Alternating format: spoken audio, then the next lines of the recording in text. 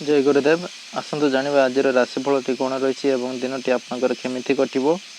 प्रथम आम देखा तो मेष राशि अच्छी। मेष राशि कौन अच्छी ना आज चतुर्थ केन्द्र रे शुक्र स्थिति जनित कार्य आरंभ सकाशे आलोचना करेंगे। प्रत्युष यात्रा समय अन्य कहार कथा शुणी व्यस्त हूँ ना। दूरागत बंधुों मन छटपट हेबो, कारण ताहाक केतेक समस्या समाधान पर निजक किछि करने को पड़ पारे। राजनीति प्रशासन क्षेत्र में शुभ फल पाइबे। वृष राशि कौन रही ना आज केन्द्रस्थ बुध कारण भाई बंधु और निजर लोकों को मनईबारे सफल हेबे। ऑफिस रे केतक अटकी रही फाइल काम सकाशे व्यस्तता वृद्धि पाइपे। स्नायविक दुर्बलता अनुभव करेंगे, किंतु कौन काम अटकीब ना। शिल्प और वाणिज्य व्यवसाय परिवहन में प्रतिबंधक सम्मुखीन हो पारती। एवं मिथुन राशि कौन रही ना शनि और बुधों पारस्परिक दृष्टि हेतु निकट संपर्क मान मित्रता बंधन में आबद्ध हेबे। आगामी अनुष्ठानिक उत्सव निमित्त प्रस्तुति आरंभ करिपारंती। एवं पारिवारिक अस्थिरता कारण अधिकांश समय अन्यमनस्क रही पारंती।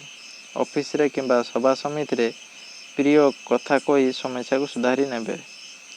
एवं कर्कट राशि कौन रही ना अप्रिय सत्य भाषण सांग को पर कथा को विश्वास करी निज लोकों को संदेह करेंगे। भूल बुझामणा हेतु भाव प्रवणता वृद्धि पाइब एवं परिवार में भातृवर्ग द्वारा समस्या सृष्टि हो पारे। शेयर बाजार क्षेत्र में उच्च फल प्राप्ति हेबे एवं विवादीय घटना रे नीरवता श्रेयस अटे।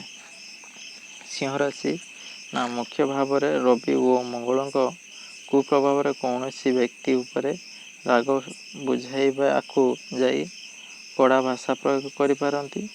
सभा समिति रे सम्मानीय व्यक्ति विशेष सहायता करेंगे। संध्यारे सामान्य असुस्थ अनुभव करिपारंती। परिवार रे स्त्री किंबा स्वामी सहमति रे काम कले उपकृत हेबे। कन्या राशि कौन रही ना षष्ठत शनि रोग रण और शत्रुतार परिसमाप्ति दिगरे अनुकूल वातावरण सृष्टि करिपारंती। पारिवारिक क्षेत्र में समस्या बढ़ी जाउथिबारु दुर्भावना बढ़ी चलिबो। फायदा हासिल पाई निकटस्थ बंधु माने फंदी फिकर करिबा लगी मन बलाइबे। आवश्यकता पूरण करने को जाई धार करज करने को पड़ पारे। तुला राशि कौन रही ना राशि रे केतु और पापग्रह प्रभाव स्वास्थ्य समस्या लगी रहिबो। दीर्घदिन चिंता करितबा जमी जमा कारबार किंबा नूतन चुक्तिपत्र संबंधी कामटी हठात हो निज लोक माने विश्वासघातकता करिपारंती। अवश्य प्रकाशन क्षेत्र राजनैतिक स्थिति बंधुों सह आलोचना निष्फल हेब ना। एवं नेक्स्ट बिछा राशि कौन रही ना भाग्यस्थ शुक्रजनित कुंभारंभ सांग को आर्थिक परिस्थिति सुधार हेब। साधारण परिश्रम रे बेसी सफलता पाइबे, किंतु निर्दिष्ट समय अतिक्रांत पर कर्मक्षेत्र में स्थगित काम अन्य को कैफत देवाक पड़ पारे। सभा समिति जमीजमा एवं पिला कथा नहीं मानसिक स्थिति विपन्न होवार सूचना रही।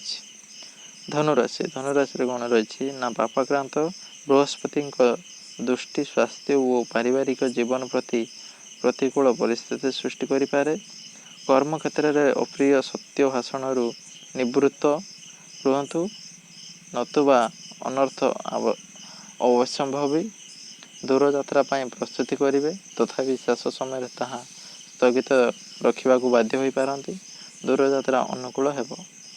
मकर राशि कौन रही ना दाम्पत्य जीवन में सहनशीलता गुणर अभाव अशांतिर कारण हेब।